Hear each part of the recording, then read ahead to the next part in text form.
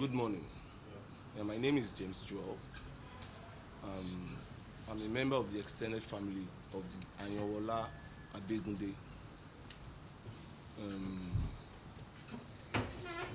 we got to know, majority of us got to know about uh, disappearance on Sunday, precisely in the evening. Though before then, she already communicated with one of a friend who she had a lengthy conversation with via WhatsApp voice notes, which we have in our custody. Um, I was informed on Sunday evening, but I was briefed on everything that happened between Saturday and Sunday.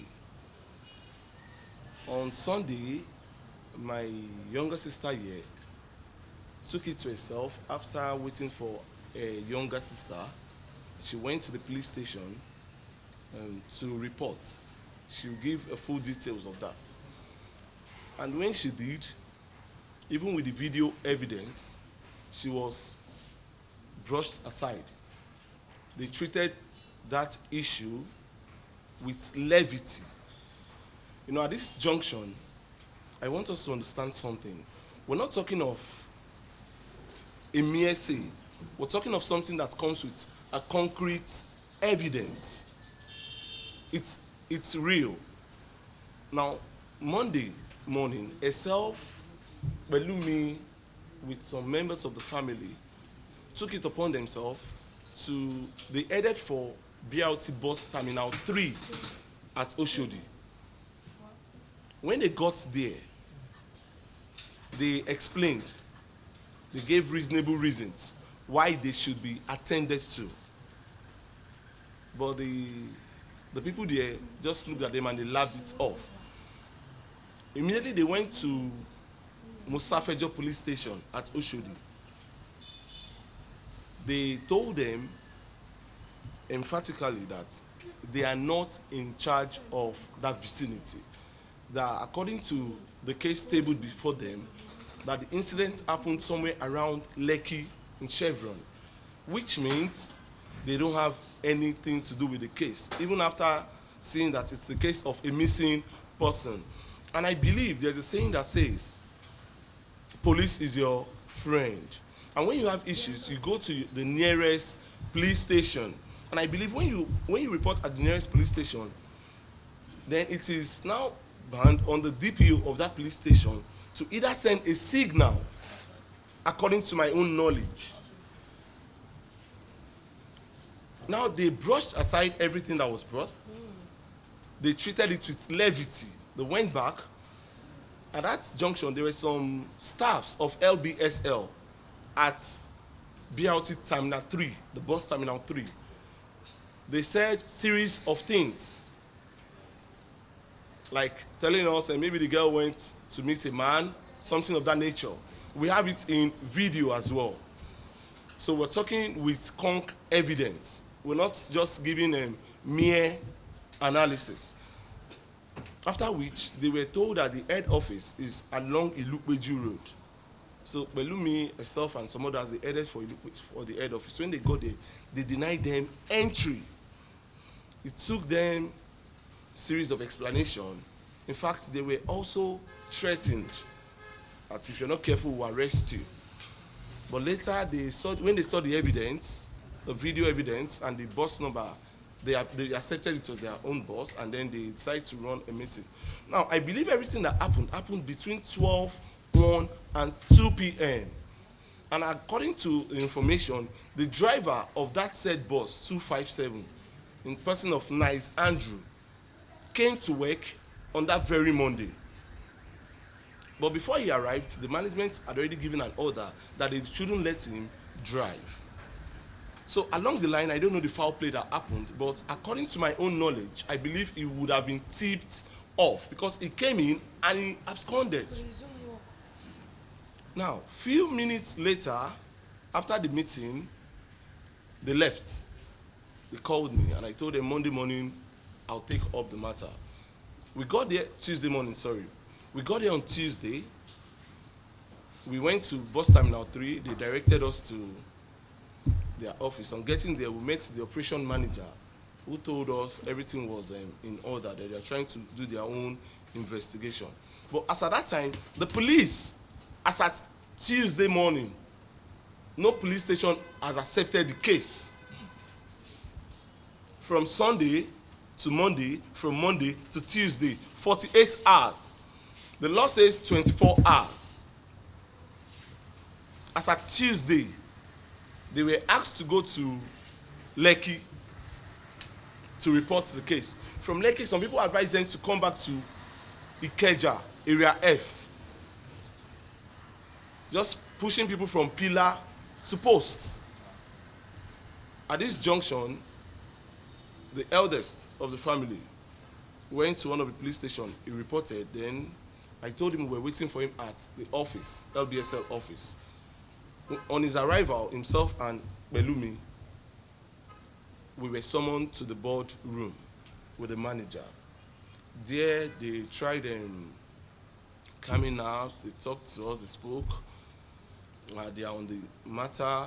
They've reported to the police, and so on and so forth. But before then, Bra Peter had already reported, and that was when a signal was sent that there's a missing person and the driver is at large. Now, lest I forget, at the board meeting, we were told that LBSL, with some people, went to check on the driver. They went to his home address, but on getting there, they were informed that he has moved away for over a year, which means we don't have what we call proper documentations. Now, before I proceed, I believe the two persons that our life is in their hands are the drivers and the security personnel. It is when we have issues we go to the health sector. But if your driver is compromised, then everybody is what? Compromised. Now, we don't know the whereabouts of our driver. We don't know. Now, on getting there, after the whole narration, the stories, we asked for the driver's picture and contacts. At least, if I'm walking on the street of Lagos and I see the driver, I should be able to hold him. Like, this is the person we're looking for. It took them for eternity. It took them a minimum 6 hours to release his number, not his picture. Then after the meeting at the office, we moved to the police station, that is Musafejo police station, that rejected the case initially. They collected the details and then we spoke at length. We left and they promised us we were going to get our younger sister back, hale and healthy. And the driver will be caught. That same day, after we left the station, the DPO ordered of Musafejo police station, he gave an order that is, the IPO in charge of the case should go locate one of the guarantors. And on their way there, they called me. I had to meet them there, somewhere around Agbele Captain. When we got there, we didn't meet the guarantor. It was the wife to the elder brother of the guarantor that was at home. She called her husband. When he arrived, he told them, "This is my house. The guy does not live here." That is another wrong documentation. He said he doesn't even know. They called the guarantor. The guarantor said he has never ever seen Andrew in his life. He doesn't know anybody named Andrew. But he will appear at the police station the following morning. I guess according to information, he appeared while we were at Alausa with the essay to the state governor on transportation. He came over, they detained him, and from there they said they already have one suspect, according to them.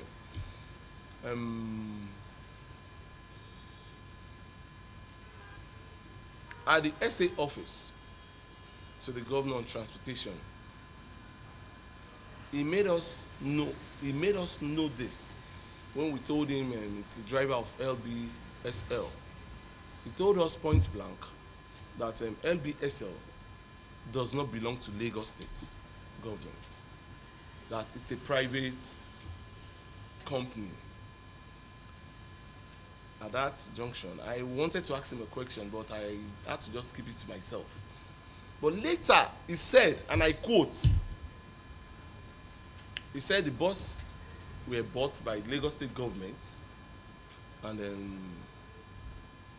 it is LBSL that is managing it. That is, it's more like a private company managing a government business.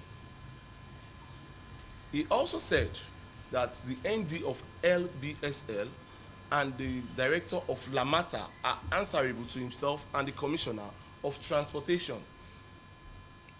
Now, at that junction, I asked myself, are you saying a private company is answerable to the state commissioner and an appointee? I don't really understand the plus and minus, but we had to just let it slide. Then he asked us to write an official letter, drop one on his desk, one on the desk of the commissioner for transportation, one on the desk of the director of Lamata, and the last one on the desk of the ND of LBSL. We did that on Thursday. We gave him his own on Thursday, the commissioner on Thursday. Then the chairman of the House of Assembly on transportation also got a copy. We went home, closed for the day. Friday, they said they transferred the case to Panti, Yaba. We marched there.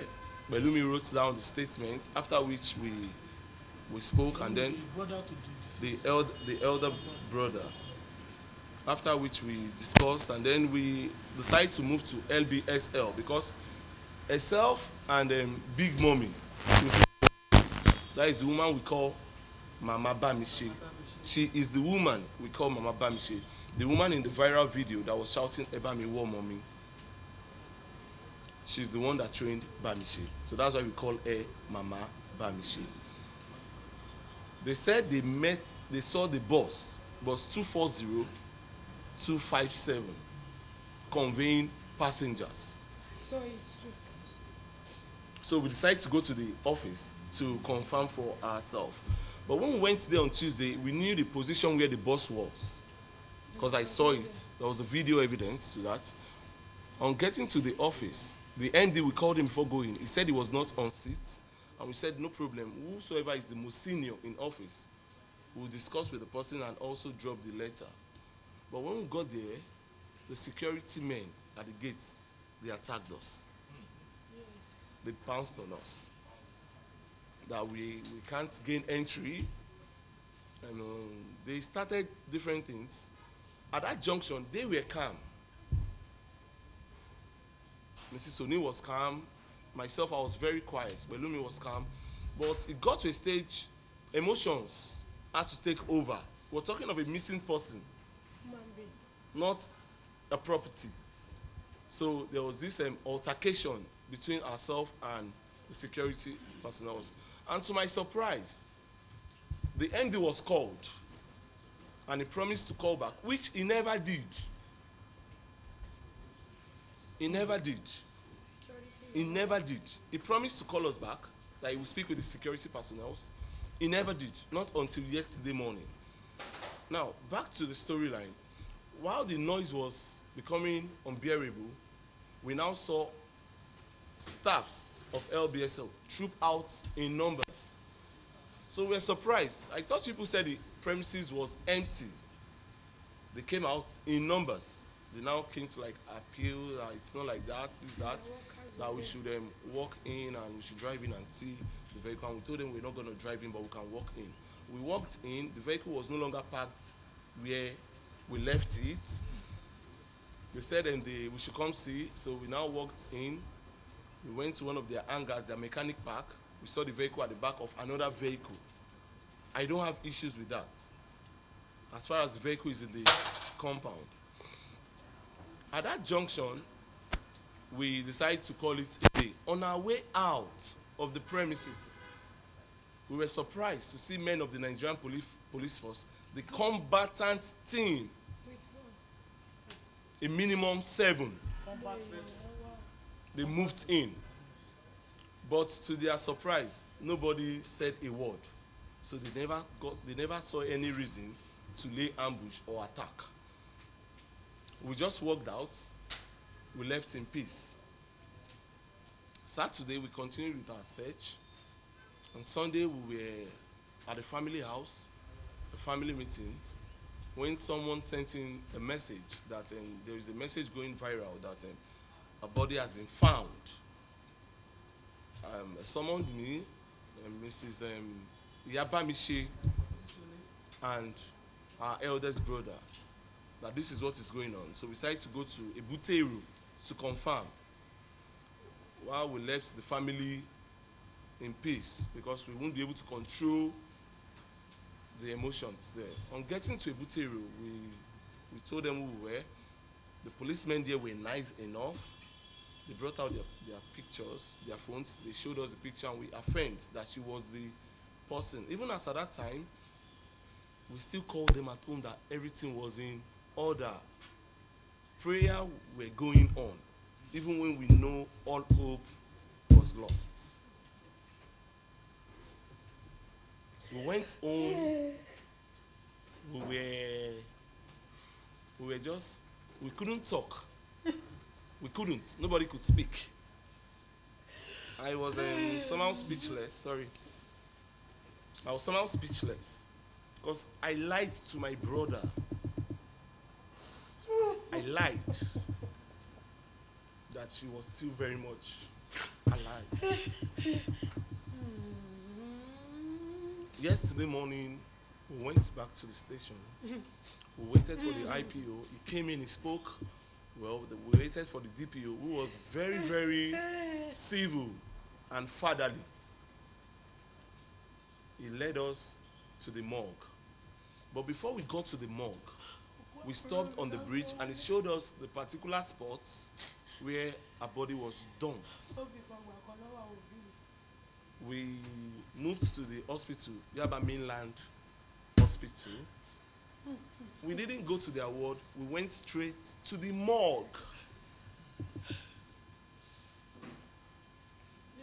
We got to the morgue, we went to the normal procedures, normal process, the due process. Then they had to go sort a corpse among corpse. Because she was dumped, because she was not recognized. While prayer was still going on.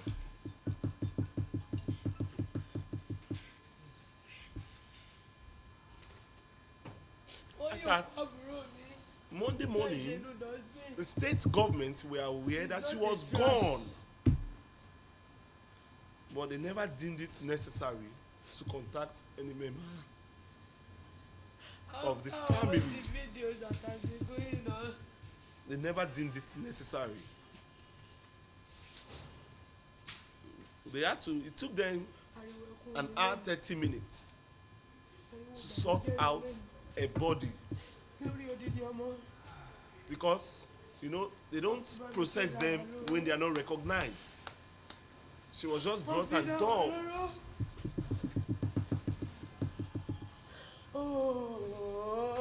They brought her out. This is not fair. I couldn't look at her twice. This is not fair.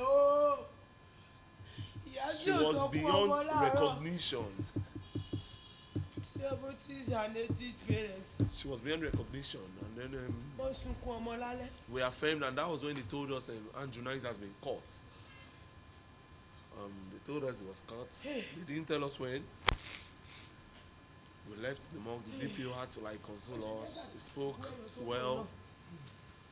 We left in peace. So that was when they now said they've announced in the media that she's gone. Because we tried covering up on Monday, but the media had to blow it. On Sunday, the media had to blow it on Monday. They announced, and the guy has been caught. That's just all. So you have had a verbatim account of day-to-day transaction of the deceased family with the first of all the Nigerian police. We want to hold the Nigerian police equally. Sorry. So I will want this sister to the deceased. As you can see, she is heavily bereaved. And in mumbled voice, in very heavy and mumbled voice, she want to give the world a piece of her mind. So please proceed. I can't say good morning and I can't say good afternoon because it is a bad one for me and my family. My name is Ayanwola Oluwadamilola Titilayo. I am the senior sister to Ayanwola Bamishe that the Nigerian government killed.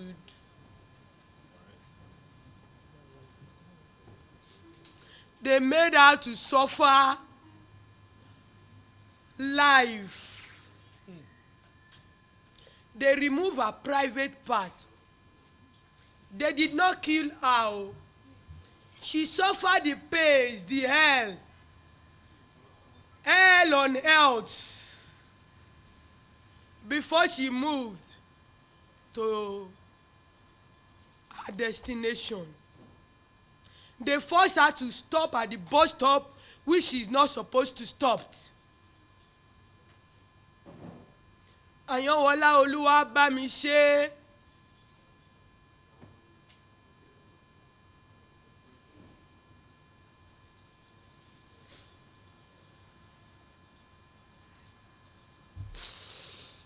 my sister onísùúrù ọmọ Adunbarin, the lovely girl that anybody that is not happy when you set your eyes on her, she will make you smile. What is happening to my family now? Assuming she is alive, it happens to anybody's family. When they seize her, they will like, let me calm down a little. Because that is whom Ayanwola Oluwabamishe is. All over the world, you are looking at me now. You are hearing my voice now. Not for the success of my sister. You all know my family now. Not because Bamishe returned home alive. We have been hoping that she comes back home alive.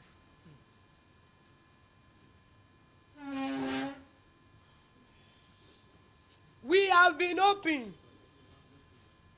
that Ayanwola Oluwabamishe ẹ̀gbọ́n ọmọ kù lẹ́yìn, the way my mother has been calling her. Because my mother never believed that she is the last born of the family.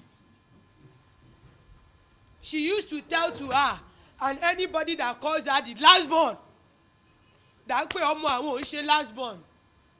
Nípa ẹ̀gbọ́n ọmọ kù lẹ́yìn ni. Who are the ọmọ kù lẹ́yìns? Our own children. Àwọn ọmọ tó kù lẹ́yìn, the remaining child, she has left her working place to assist the mother in labor of the unborn child of her àbúròs. Iye àwọn ọmọ tó kù lẹ́yìn táwọn òbí wa ń sọ. But today, kí lẹ ṣe fábúrò mi?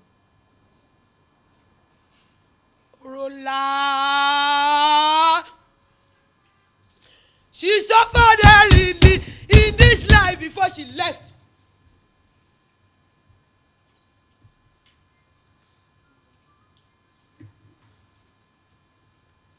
went to Akinpelu Police station. police station Very well. to report on Sunday when I heard about this, and the friend gave us all the details of their conversation, assuming the Holy Spirit, because it's not as if the guy is wise. It was the Holy Spirit that led her. Ògbéni níjà kẹ́rù òbò níjà. Owó kẹ̀mbẹ̀rẹ̀ bí ìjà. The Almighty God that led her. But God knows everything. God sacrificed her life for others.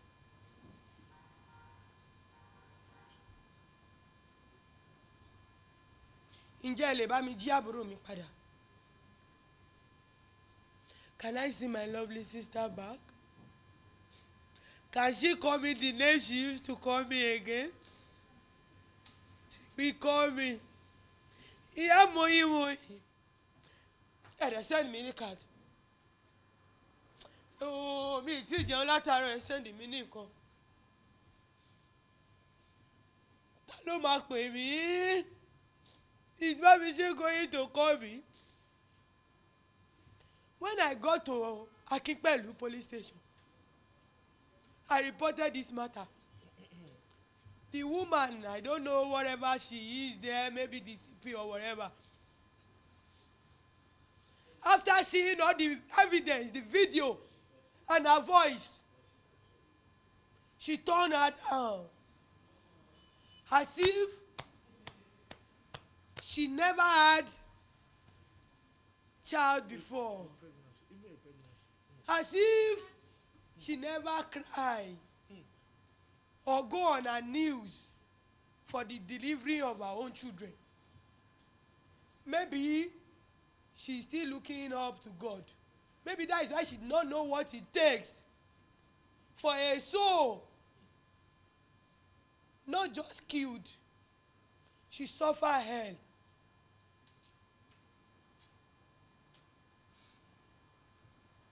Now, the unborn child that Ayanwola Bamishe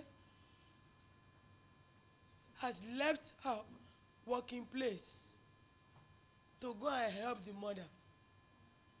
Àti bí ọmọ yẹn o. The boy has been delivered. Now we are going to tell the story of Bamishe to this child. That it was when you were coming to this world, oh, that they took your sister, your mother away.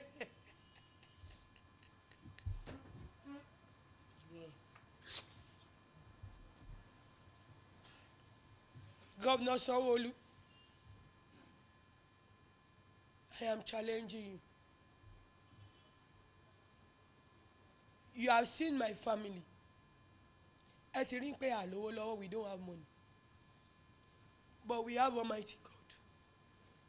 We are happy, hardworking. There is no lazy one among us. Agile.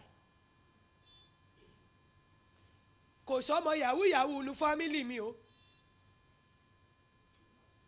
Christian to the core. There was a time I challenged my father when we were young. When he gained a contract. And they asked my dad that he should add money. Assuming he had this contract of 10 million. They now asked him to say it's 50 million. He said no, that is against his God. That is not looking for the things of the world. That is aiming for eternity. Because of us. Then why did the government now use our last born for the things of the world. Money reach where I need now. Now, the driver, please, ẹ̀yin ọmọ ènìyàn, people in the world, Mr. Muhammadu Buhari, listen to me o.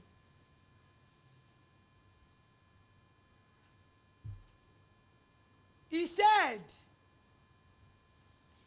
that they attack him with gun or whatever. He has to obey. Fine, you were being attacked. But after they left, you drove the bus to the BRT office. Those are the questions for the driver video. Comfortable. You did not even have the pace of that girl when they were cutting her private part. Life. You drove down, you went home with your family, happy that you have succeeded. But you never knew that the girl has taken all the details of you. Because it is the details of his that the lady took by capturing the number of that bus. And the video and the voice. Bamishe, I will try to be strong for you. Now, he said all this, that it was an attack.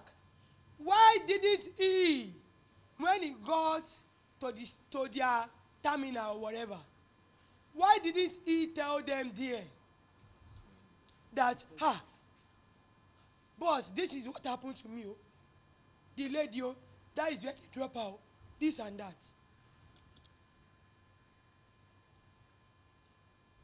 He didn't report to the police station.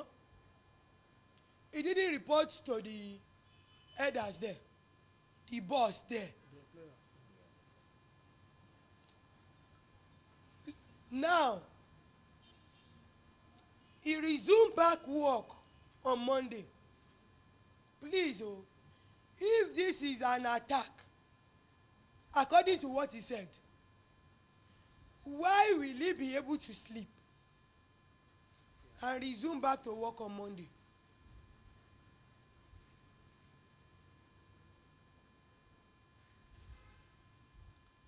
Mr. Babajide Sanwo-Olu and President Muhammadu Buhari, I have a request, please. There is a man we met at the terminal. When we met him, he told us he know Andrew Nice. That is a gentleman. He said he know him to the core. He never knew that I was videoing him while holding my phone. He said two things. He said he has tried his number. His number is not going. He has forgotten that he said so. He now said another thing again. That he called him and he said he's coming, that we soon get to the office. I have that evidence here. Maybe I should play it. Okay. He said Bamishe has gone to enjoy herself. That she will call us. That she did not want to call us now. Because she was enjoying herself. While in pain. When they were cutting her private parts. They did not kill her before they cut her private part. Oh. If you are a lover to wrestling, there is one thing they call hell in the cell. Hell in the cell, that was what my sister went through before her last breath on earth. My mom, 74 years old. My dad, Ayanwola, 84 years old. In the morning time, they did not mourn us, the children.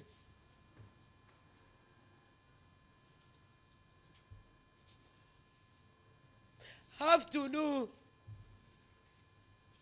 they never lost any child.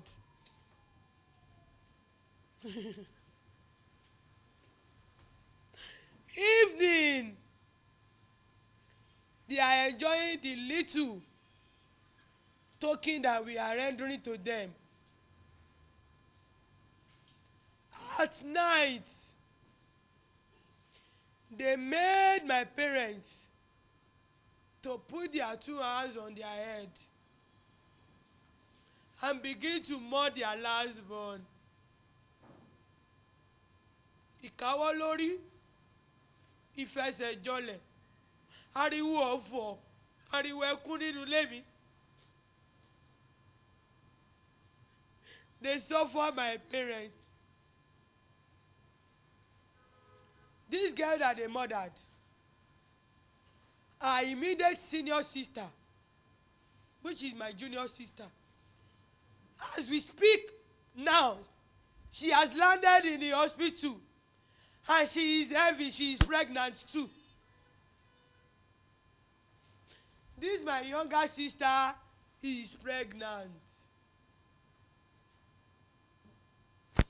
Now she has landed in the hospital. Àwọn mélòó ló fẹ́ pa nínú family mi? Why did they want to kill us? Why did they look us and say we should suffer? Why did they make us to mourn? Mr. President, Mr. Governor, justice.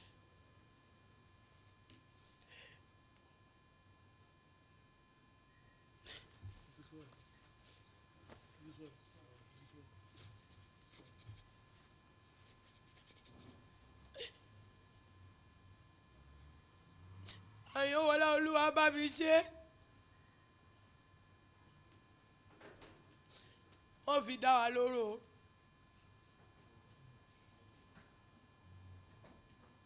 This guy is a fashion designer.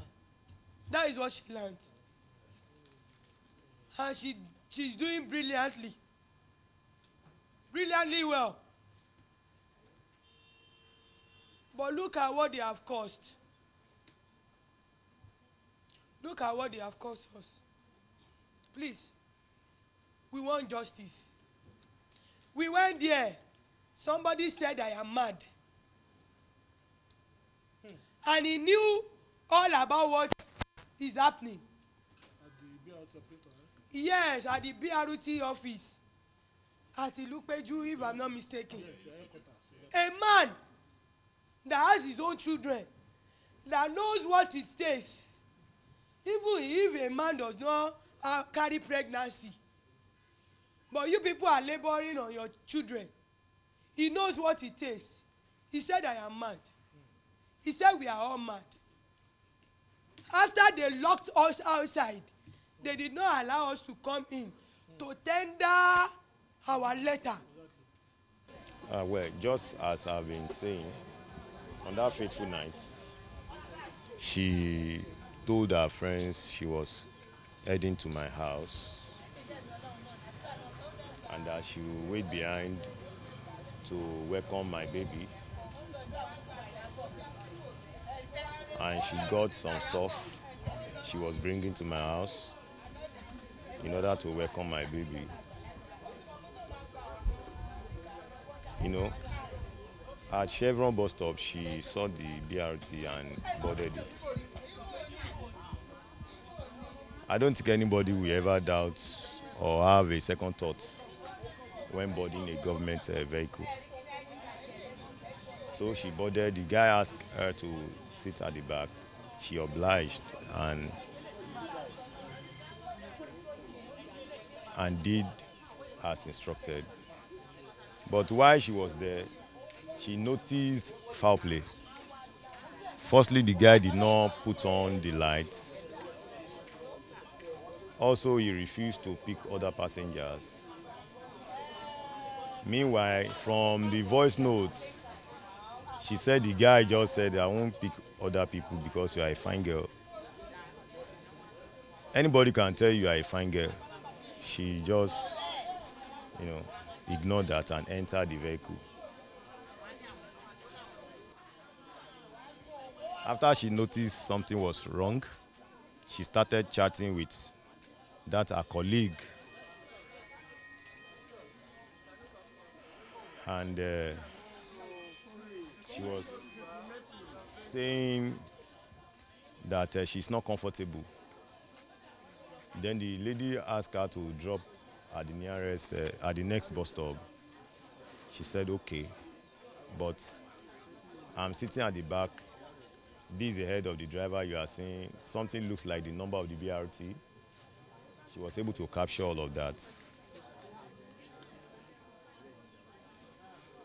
They kept on exchanging voice notes, a short video. She snapped as well.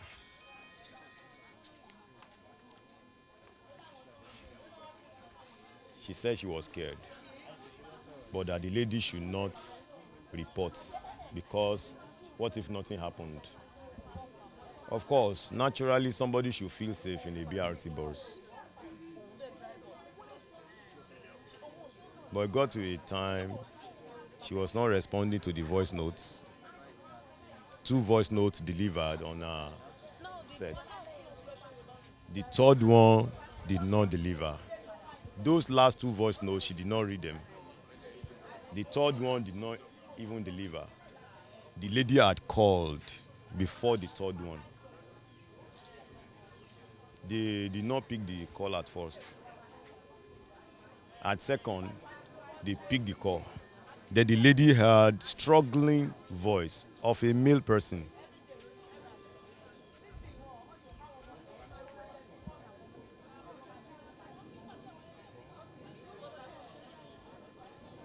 While she was saying she was the only person in the bus, after a while, she said, oh, thank God, 3 other persons have entered. So she felt comfortable at that point. I believe those 3 other persons that entered were the one working with that driver. That was the last we heard from our sister. She was actually coming to my house to witness the arrival of my baby.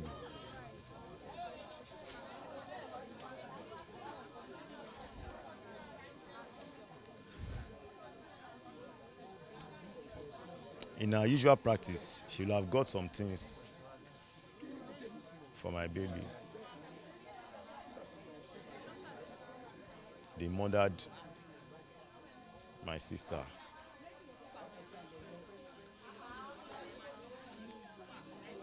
When we heard it the following morning, my brother called me that, is Bamishe in your place? I said, well, I'm actually driving now.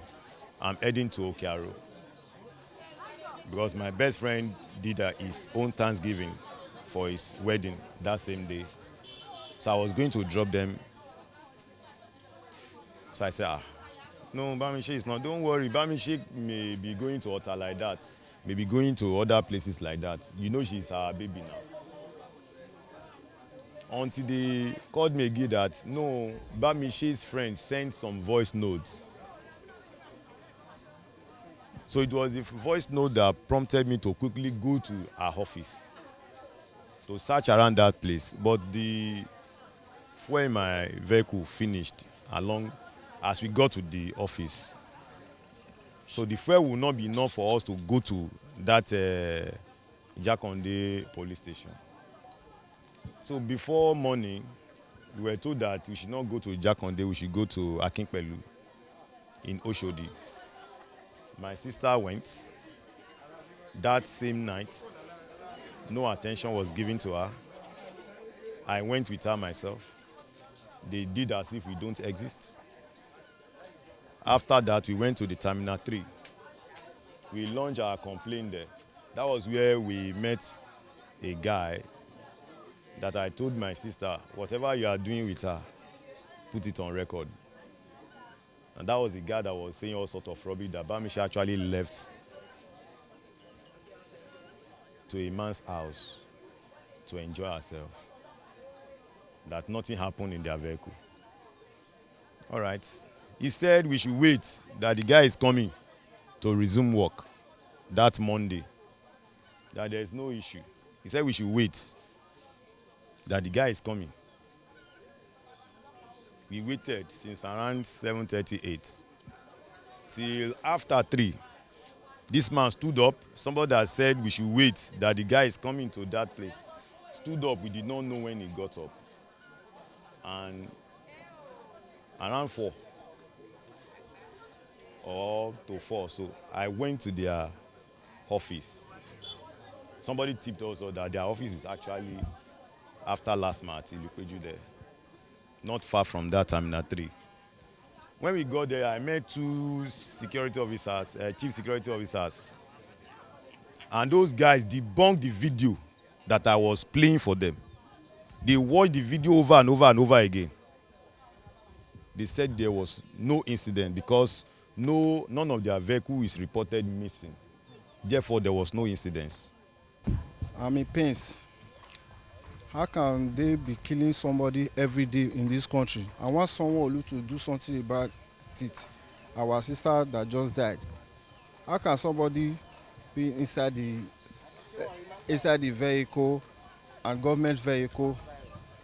We are hearing that unfortunately they're now using to do kidnapping, which is very bad. We want someone to do something about this. Father of the youth, we need justice. Justice has to be done for Bamishe, our younger sister. We are learned, educated woman, very hard-working girl. So we want justice. We want someone to do something about it.